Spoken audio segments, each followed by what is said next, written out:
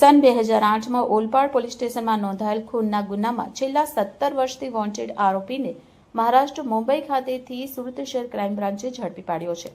Police commissioner Shri Surat શહેરમાં લાંબા સમયથી ગંભીર ગુનાઓમાં નાસ્તા ફરતા આરોપીને પકડી પાડવા સુરત ક્રાઇમ બ્રાન્ચને સૂચના આપી હતી. જે અનુસંધાને સંયુક્ત પોલીસ કમિશનર ક્રાઇમ નાઓની સૂચના મુજબ નાયબ પોલીસ કમિશનર ક્રાઇમ નાઓના માર્ગદર્શન હેઠળ પોલીસ ઇન્સ્પેક્ટર ડીસીપી પોલીસ સ્ટેશનના રાહબરી હેઠળ ડીસીપી પોલીસ સ્ટેશનના એન્ટી ઓર્ગેનાઇઝ ક્રાઇમ સ્ક્વોડના પોલીસ સબ ઇન્સ્પેક્ટર તેમની ટીમના માણસો સાથે વર્કઆઉટમાં હતા.